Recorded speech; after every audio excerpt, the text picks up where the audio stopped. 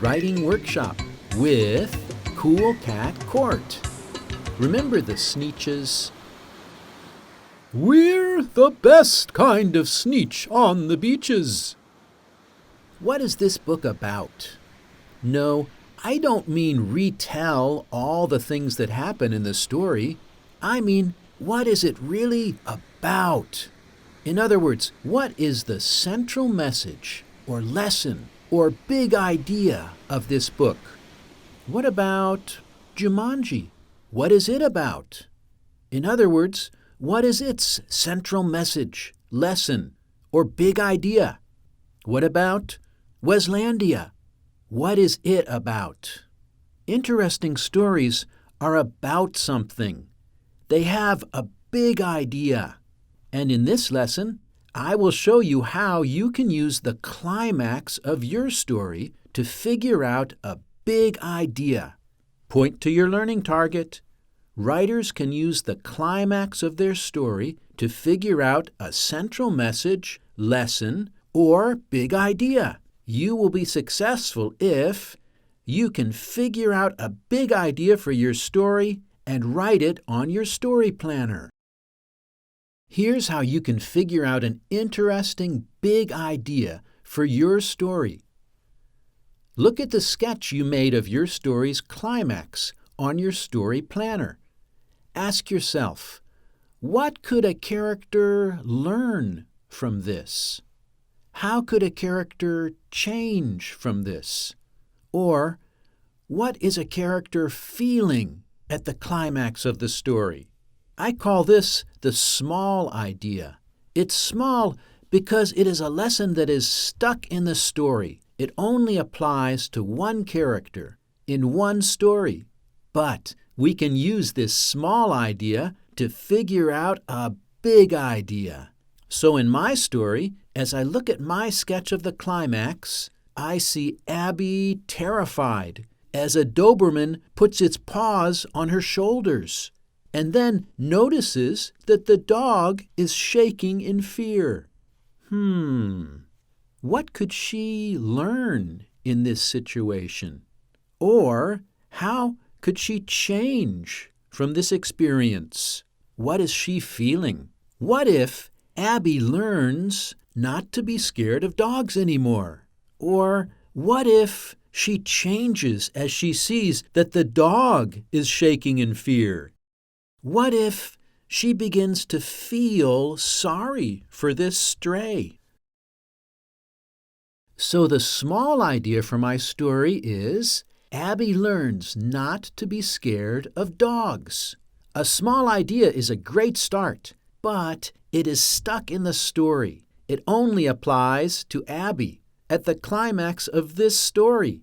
A big idea applies to lots of people, everywhere, in lots of situations. Let me show you how we can take this small idea and turn it into a big idea. How about changing Abby to people? People can learn not to be scared of dogs. Let's make it bigger. Instead of limiting the idea to dogs, let's change it to animals. People can learn not to be afraid of animals. But we can make it even bigger, can't we? People can learn not to be afraid of animals or new things. Or even bigger, people can learn not to be afraid of things. That sounds like a big idea. I could say it this way. You can overcome your fears. Do you see how it works? You can overcome your fears is an idea that doesn't just apply to Abby and a dog. It's an idea that applies to lots of people, everywhere, in many different situations. So, even if someone is not afraid of dogs, they could still take away an important big idea from this story. Let's try taking some small ideas and turning them into big ideas. Here's the small idea. Starbelly and Plainbelly Sneetches become friends. What could the big idea be? Did you think of something like this? People can become friends even if they look different or come from different backgrounds. How about Weslandia? Here's the small idea. Friendless Wesley did not change who he was and ended up having a lot of friends. What could the big idea be? Did you think of something like this? Be yourself. Or, don't change who you are just to make friends. Or, true friends respect you for who you are. Here is a list of some big ideas that my students have used over the years. You can overcome your fears. You can make friends no matter what your backgrounds. You can always learn something new if you don't give up. If you try to get revenge, you might be sorry. Revenge is sweet. Never give up. The joy of family. The joy of friendship. Sacrifice yourself for others. Amazement at the beauty of the world. Life is amazing. The world is amazing. The simple pleasures are the best. Money doesn't make you happy. The circle of life.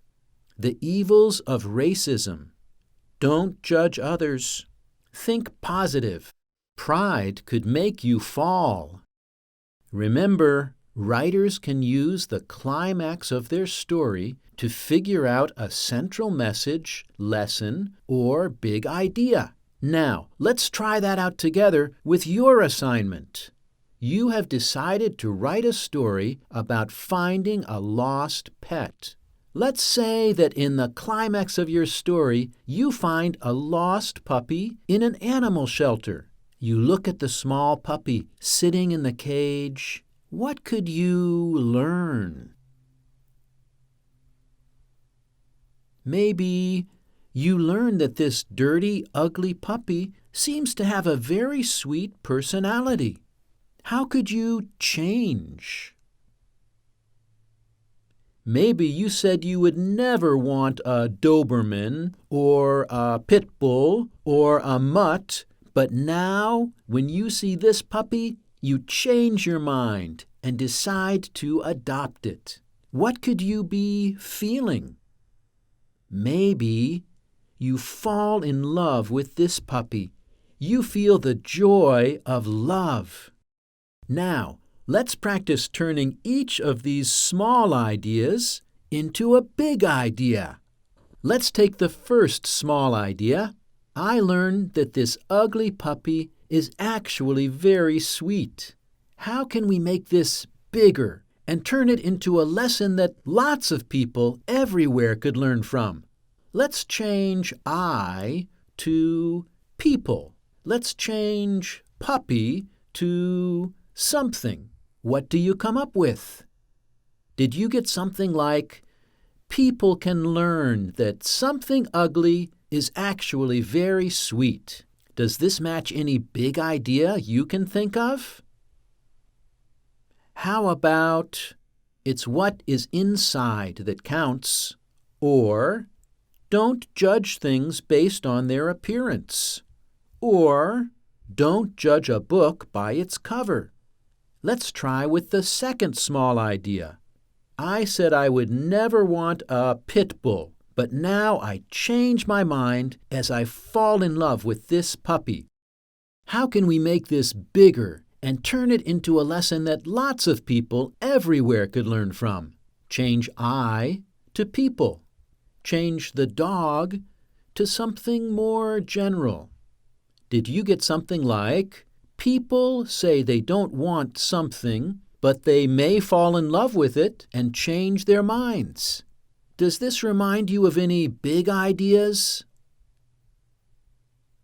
How about something like, love can make people change, or people can change, or the power of love? Our third small idea seems to have a similar big idea. Do you think one of these ideas could work for our third small idea? I fall in love with this puppy as I feel the joy of love. Maybe something like the power of love, or the joy of love, or Do you have another idea? Now, let's finish up by writing a big idea on our story planner.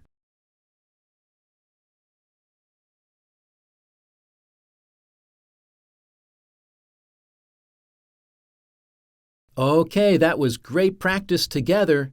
Now it's your turn to try this with your story. Look at the sketch you made of your story's climax on your story planner.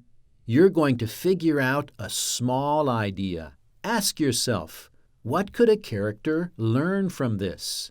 How could a character change from this? Or, what is a character feeling at the climax of the story?